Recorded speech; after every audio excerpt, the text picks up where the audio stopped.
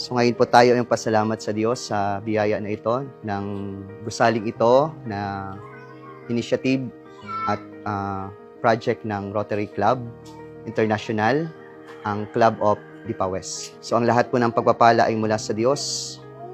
Tayo lang po ay nagiging instrumento ng kaniyang mga biyaya. Ang tawag po natin dito is Heart Work Village.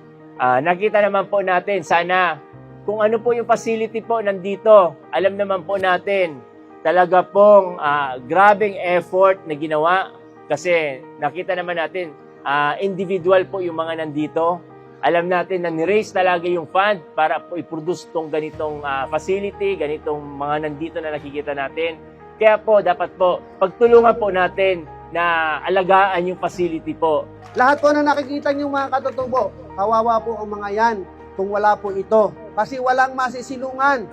Kita niyo naman yung mga dinaanan nating bahay sa lakas ng hangin. Kapag binabagyo, binababa po namin ni Kapitan yan. Doon sa mga school, now we have the best place, secure place para sa kanila at papakinabangan nilang lahat. Kami po ay lubos na nagpapasalamat sa Rotary Club of Lipa West sa pagbibigay po ng oportunidad na kami po ay magkaroon ng isang building. Ito po ay isang pangarap para po sa aming mga katutubo na magkaroon po ng malapit na evacuation center sapagkat ito po ay talagang kailangan namin sa tuwing may kalamidad na kami po ay lumulusong pa sa ibaba para po maging tiyak yung kaligtasan ng aming pamilya.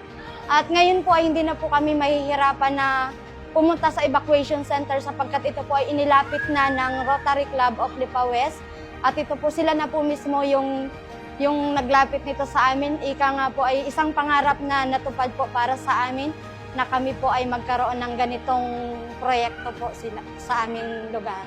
Sa bumubuo ng Rotary, ako po ay buong puso na nagpapasalamat sa kanila. Na kami ay natulungan ng ganito. Lahat ng aming mga kasama mga katutubo talagang natulungan. Malaki pong bagay yan sa amin.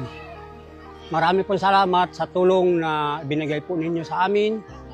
At ikangay pati po naman ang mga senior citizen ay nagkaroon po ng tulong sa mga gamot.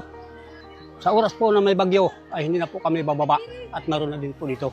Ito po ay isang napakalaking karangalan na kayo ay mayroong isang ganito na pwede ninyong pagtipon-tipunan at kung kayo may mga okasyon at lahat ng inyong pwedeng ganapin, pwede po ninyong magawa dito sa areang ito.